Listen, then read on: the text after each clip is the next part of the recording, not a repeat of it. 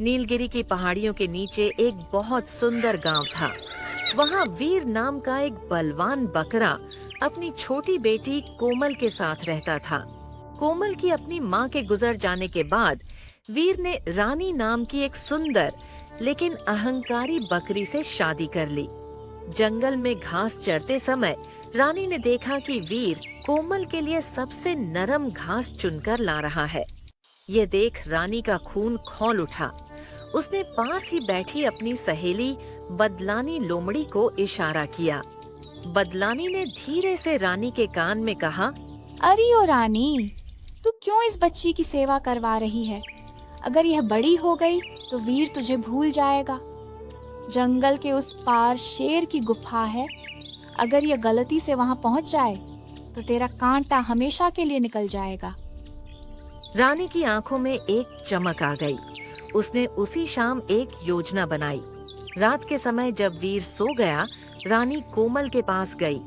कोमल बेटी, क्या तुम्हें पता है उस दूर वाली गुफा के पीछे जादुई फूल खिलते हैं। अगर तुम वो फूल अपनी सगी माँ की याद में ले आओगी तो उनकी आत्मा बहुत खुश होगी। कोमल भोली थी। उसने सोचा कि अपनी माँ के लिए वह कुछ भी करेगी। उसने रात के सन्नाटे में ही उस खौफनाक गुफा की ओर जाने का फैसला कर लिया, जहाँ खूंखार शेर अपनी अगली शिकार की तलाश में जाग रहा था। जैसे ही कोमल गुफा की ओर बढ़ी, पीछे से रानी और बदलानी लोमड़ी छिपकर उसे देखने लगी। रानी के चेहरे पर एक डरावनी मुस्कान थी। उसे लगा कि अब कोमल कभी वापस नहीं आएगी। कोमल अपनी सौतेली माँ रानी की बातों में आकर उस घने जंगल की ओर बढ़ रही थी, जहाँ बड्ढे बड्ढे शिकारी भी जाने से डरते थे। उसके छोटे छोटे खुरों की आवाज सूखे पत्तों पर साफ सुनाई दे रही थी। बदलानी और रानी बातें कर रही थी। बदलानी ने धीरे से कहा, रानी, तेरी योजना तो लाजवाब है। अब न रहेगा बांस, न बजेगी बांसुरी। सुबह तक वीर को बता देना कि कोमल खुद ही कहीं भाग गई। हाँ, बस एक बार वह शेर उसे देख ले, फिर मेरा राज होगा और इस जंगल की सारी कोमल घास मेरी होगी। कोमल चलते चलते उस गुफा के पास पहुंची, जिसे खूनी गुफा कहा जाता था। वहां की हवा में एक अजीब सी सड्ढन और डरावनी खामोशी थी। कोमल को डर तो लग रहा था, पर अपनी सगी माँ के लिए फूल लाने की चाहत ने उसे रुकने नहीं दिया। अंदर अंधेरा था।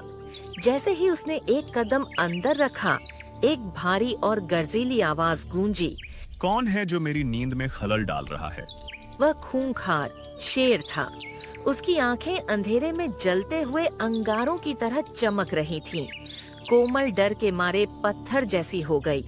शेर धीरे धीरे उसकी ओर बढ़ा। उसकी भारी सांसें कोमल के चेहरे पर महसूस हो रही थीं। शेर ने दहाड़ते हुए कहा, एक छोटी सी बकरी आधी रात को, लगता है मेरी किस्मत आज मुझ पर मेहरबान है। तू खुद चलकर मेरे भोजन के रूप में आई है। कोमल की आंखों से आंसू गिर रहे थे, लेकिन तभी उसे अपनी बुद्धि का उपयोग करने का ख्याल आया। उसने कांपती हुई आवाज में कहा, महाराज, मुझे खाने से पहले मेरी एक आखिरी बात सुन लीजिए। मैं यहाँ अपनी मर्जी से नहीं आई। मुझे तो यहाँ रानी माँ ने भेजा है। उन्होंने कहा था कि आप जंगल के सबसे न्यायप्रिय राजा हैं और आप मुझे अपनी सगी माँ से मिलने का रास्ता बताएंगे। शेर ठिठक गया। उसने सोचा, रानी बकरी, वह तो बहुत चालाक है। उसने अपनी बेटी को यहाँ क्यों भेजा? उधर गुफा के बाहर रानी और लोमड़ी यह सोचकर खुश हो रही थीं कि कोमल अब तक मारी जा चुकी होगी। वे घर जाने ही वाली थीं कि तभी गुफा के अंदर से एक ऐसी दहाड़ सुनाई दी जिससे पूरा जंगल कांप उठा। गुफा के अंदर का माहौल बहुत तनावपूर्ण था। शेर बूढ़ा जरूर था, लेकिन सालों के अनुभव ने उसे जानवरों के चेहरे पढ़ना सिखा दिया था। उसने देखा कि कोमल की आंखों में झूठ नहीं, बल्कि अपनी माँ के लिए सच्चा प्रेम और अपनी सौतेली माँ के प्रति अटूट विश्वास था। शेर ने अपनी भारी आवाज में पूछा, कोमल, क्या तुम्हें सच में लगता है कि यहाँ जादुई फूल मिलते हैं? और तुम्हारी माँ ने तुम्हें यह जानकर यहाँ भेजा कि यहाँ मैं रहता हूँ? हाँ महाराज, रानी माँ ने कहा था कि आप बहुत दयालु हैं और आप मुझे रास्ता दिखाएंगे। शेर मन ही मन हंसा। उसे समझ आ गया कि रानी बकरी ने उसे चारे के रूप में इस्तेमाल किया है ताकि वह कोमल को खा जाए और रानी का रास्ता साफ हो जाए। शेर को यह बात अपनी शान के खिलाफ लगी कि कोई उसे अपना काम तमाम करने वाला औजार समझे। उसने कोमल से कहा, सुनो छोटी बकरी, तुम्हारी माँ ने तुमसे झूठ बोला है। यहाँ कोई फूल नहीं है, यहाँ सिर्फ मौत है। लेकिन मैं तुम्हें नहीं खाऊंगा, क्योंकि मैं एक कायर माँ का साथ देकर अपनी भूख नहीं मिटाना चाहता। तभी गुफा के बाहर रानी और बदलानी लोमड़ी यह देखने के लिए और करीब आ गई थी कि कोमल की हड्डी पसली बची है या नहीं। शेर की सुनने की शक्ति बहुत तेज थी। उसने कोमल को धीरे से इशारा किया, चुपचाप पीछे वाले पत्थर के पीछे छिप जाओ। शेर गुफा के द्वार पर आया और एक नकली डकार ली। फिर उसने जोर से चिल्लाकर कहा, आह, आज का शिकार बहुत ही कोमल और स्वादिष्ट था। काश ऐसी और बकरियां मुझे रोज मिले। यह सुनकर रानी खुशी के मारे झाड़ियों से बाहर निकल आई। उसके साथ बदलानी लोमड़ी भी थी। रानी ने चिल्लाकर कहा, देखा बदलानी, मेरा कांटा निकल गया और दर्द भी नहीं हुआ। वाह रानी, तू तो बड़ी खिलाड़ी निकली। वीर को जाकर कह देंगे कि कोमल को भेड़िया उठा ले गया। तभी शेर गुफा से बाहर निकला। शेर को अचानक सामने देख रानी के होश उड़ गए। उसके पैर कांपने लगे। शेर ने कड़क कर पूछा, तो रानी, तुम ही हो वो महान माँ जिसने अपनी बेटी को मेरे पास परोसा था? मम्मी महाराज, मेरा वो मतलब नहीं था। उसी समय कोमल बाहर आई। अपनी माँ के मुंह से यह सब सुनकर उसका दिल टूट गया। उसकी आंखों में अब विश्वास नहीं बल्कि नफरत थी। रानी बकरी, जो कुछ देर पहले अपनी जीत का जश्न मना रही थी, अब थर थर कांप रही थी। उसके सामने यमराज की तरह खूंखार शेर खदिदहा था और बगल में वह मासूम बेटी थी जिसे उसने मरने के लिए भेजा था। रानी ने अपनी आवाज में बनावटी मिठास भरते हुए कहा, कोमल, मेरी बच्ची, तू जीवित है? मैं तो शेर महाराज से विनती करने आई थी कि अगर उन्होंने तुझे पकड़ लिया है तो तुझे छोड़ डाच दें। बदलानी लोमड्डी ने भी पाला बदलते हुए कहा, हाँ महाराज, रानी तो रास्ते भर रो रही थी। ये तो मैं ही थी जो उसे ढांढस बंधा रही थी। खामोश, धूर्त कहीं की। मैंने अपनी आंखों से तुम्हारा नाच और अपने कानों से तुम्हारी सच्चाई सुनी है। तुमने इस मासूम की जान का सौदा किया था। कोमल, जो अब तक केवल एक डरी हुई बच्ची थी, आगे बढ़ी। उसकी आंखों में आंसू तो थे पर आवाज में दृढ़ता थी। उसने रानी की ओर देखकर कहा, माँ, मैंने आपको अपनी सगी माँ से बढ़कर माना। आपने जो कहा मैंने वही किया, यहाँ तक कि अपनी जान की परवाह भी नहीं की। लेकिन आपने मेरे साथ इतना बद्धा विश्वासघात क्यों किया? रानी के पास कोई जवाब नहीं था। वह भागने की फिराक में थी। इतने में जंगल के दूसरी ओर से भागता हुआ वीर कोमल का पिता वहां पहुंचा। वीर का दम फूल रहा था और उसकी आंखों में अपनी पत्नी के लिए गुस्सा साफ दिख रहा था। वीर ने रानी की तरफ देखा और फिर शेर की ओर। उसने शेर के सामने सिर झुकाया और कहा, महाराज, मुझे क्षमा करें। मैं अपनी बेटी की रक्षा नहीं कर पाया क्योंकि मैं इस औरत के झूठ के जाल में फंसा हुआ था। मुझे आज बबला ने सब बता दिया कि रानी ने कोमल को गुफा में भेजने के लिए कैसे बरगलाया था। वीर, सजा देना तुम्हारा काम है क्योंकि अन्याय तुम्हारे परिवार के साथ हुआ है। लेकिन याद रहे, जो माँ अपनी ही संतान की दुश्मन बन जाए वह जंगल के किसी कोने में रहने लायक नहीं है। वीर, मुझे माफ कर दो। मुझे बदलानी ने भड़काया था। मैं लालच में आ गई थी। न्याय अब भी अधूरा है। कल सुबह जंगल की बद्धी सभा होगी जहां पूरे झुंड के सामने तुम्हारा फैसला होगा। अगली सुबह सभा शुरू होने से कुछ देर पहले रानी और बदलानी लोमड्डी एक झांकी के पीछे छिपी थीं। रानी के चेहरे पर हवाइयां उड़ाच रही थीं। बदलानी, अब क्या होगा? शेर और वीर दोनों मेरे खिलाफ हैं। घबरा मत रानी, जंगल की पंचायत में शेर सिर्फ एक गवाह होता है, जज नहीं। वहाँ का कानून बहुमत से चलता है। तू बस इतना करना कि सभा में रोने लगना और कहना कि कोमल पागल हो गई है और उसे मति भ्रम होते हैं, बाकी मैं संभाल लूंगी। इंसाफ के बरगद के नीचे भारी भीड़न जमा थी। गज्जू हाथी सभा के अध्यक्ष थे। वीर अपनी बेटी कोमल का हाथ थामे एक और खद्धा था। शेर एक ऊंची चट्टान पर बैठा शांति से सब देख रहा था। गज्जू हाथी ने अपनी भारी आवाज में कहा, रानी बकरी, तुम पर इल्जाम है कि तुमने अपनी सौतेली बेटी को जानबूझकर शेर के मुंह में धकेला। क्या तुम्हें अपनी सफाई में कुछ कहना है? रानी जोर जोर से रोने लगी।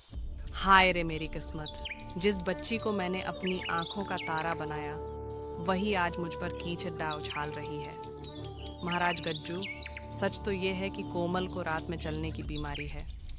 ये कल रात नींद में ही गुफा की ओर चली गई थी। मैं तो इसे बचाने के पीछे पीछे भागी थी, लेकिन यह मुझे देखकर डर गई और अब झूठ बोल रही है।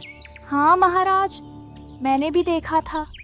कोमल की आंखों में एक अजीब सी चमक थी। वह होश में नहीं थी। कोमल यह सब देखकर सन्न रह गई। उसे यकीन नहीं हो रहा था कि उसकी माँ इतनी सफाई से झूठ बोल सकती है। वीर चिल्लाया, यह झूठ है। रानी ने खुद कोमल को जादुई फूल के नाम पर वहां भेजा था। इसका क्या सबूत है वीर?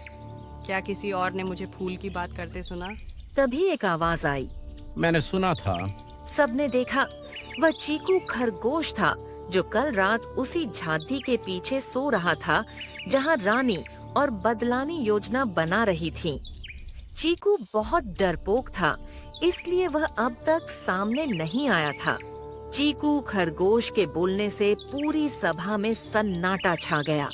वह छोटा सा जीव कांपते हुए पेड़ से नीचे उतरा। रानी ने तुरंत पैंतरा बदला और चिल्लाकर बोली, ये छोटा सा खरगोश, भला इसकी बात पर कौन विश्वास करेगा? ये तो खुद रात भर गाजर के नशे में रहता है। गज्जू महाराज, ये सब वीर की रची हुई साजिश है। जो हाथी ने अपनी सूंड उठाई और शांति बनाए रखने का इशारा किया। चीकू, डरो मत। जो तुमने देखा और सुना वह इस सभा को सच सच बताओ। महाराज, कल रात मैं उसी झाड़ी के पीछे सो रहा था जहां रानी माँ और बदलानी लोमड़ी बातें कर रही थीं। मैंने खुद सुना जब रानी ने कहा कि जादुई फूल का लालच देकर वह कोमल को शेर की गुफा में भेज देगी ताकि उसका कांटा निकल जाए। पूरी सभा में हड़कंप मच गया। बदलानी लोमड़ी ने देखा कि मामला बिगड़ रहा है। वह चालाकी से बोली, महाराज, चीकू झूठ बोल रहा है। अगर रानी ने ऐसा कहा था तो कोमल के पास वह फूल क्यों नहीं है? रानी ने तो इसे बचाने के लिए अपनी जान जोखिम में डाली थी। असल में कोमल ही है जो अपनी सौतेली माँ को फंसाकर घर पर कब्जा करना चाहती है। बदलानी ने बात इतनी घुमा दी कि कुछ जानवर फिर से उलझन में पड़ गए। शेर ने गज्जू की ओर देखा और कहा, इंसाफ केवल बातों से नहीं, प्रमाण से होता है। रानी कहती है कि वह कोमल को बचाने गई थी। तो रानी, मुझे यह बताओ, जब तुम गुफा के पास पहुंची तो तुमने मुझे वहां क्या करते देखा? रानी हकलाने लगी। उसने सोचा कि अगर वह कहेगी कि उसने शेर को कोमल को खाते देखा तो वह सच साबित हो जाएगी। माँ महाराज, मैंने देखा कि आप कोमल को अपने पंजों में दबोचे हुए थे और मैं डर के मारे चिल्ला रही थी। शेर जोर से हंसा। उसकी हंसी पूरे जंगल में गूंज गई। झूठ, सफेद झूठ। जब तुम गुफा के बाहर आई थी तब मैं गुफा के अंदर कोमल से बात कर रहा था। तुमने बाहर से चिल्लाकर कहा था कि मेरा कांटा निकल गया। तुमने मुझे कोमल को खाते हुए देखा ही नहीं, बल्कि तुम तो मेरी डकार सुनकर जश्न मना रही थी। शेर की बात सुनते ही रानी का चेहरा पीला पड़ गया। रानी और बदलानी लोमड़ी अब पूरी तरह घिर चुकी थीं। शेर की गवाही ने रानी के झूठ के महल को ढा दिया था। पूरे जंगल के जानवर, चाहे वे शाकाहारी हों या शिकारी, एक सुर में चिल्लाने लगे। कोमल का पिता वीर अब और शांत नहीं रह सकता था। उसने आगे बढ़कर रानी की आंखों में झांका। उसकी आंखों में गहरा दर्द और गुस्सा था। वीर ने भारी आवाज में कहा, रानी, मैंने तुझे अपना घर संभालने के लिए लाया था, अपनी बेटी की जान लेने के लिए नहीं। तूने न केवल कोमल का भरोसा तोड़ा, बल्कि माँ शब्द को कलंकित कर दिया। रानी अब फूट फूट कर रोने लगी, लेकिन यह पश्चाताप के आंसू नहीं, बल्कि पकड़े जाने का डर था। बेटी मुझे बचा ले, मैं बहक गई थी, मुझे एक मौका दे। माँ, अगर शेर महाराज दयालु न होते तो आज मैं आपसे बात करने के लिए जीवित नहीं होती। आपने मुझे मरते हुए देखने का इंतजार किया था। अब मेरा आपसे कोई रिश्ता नहीं है। सभा के अध्यक्ष गज्जू हाथी ने अपना फैसला सुनाने के लिए सूंड उठाई। पूरी पंचायत में सन्नाटा छा गया।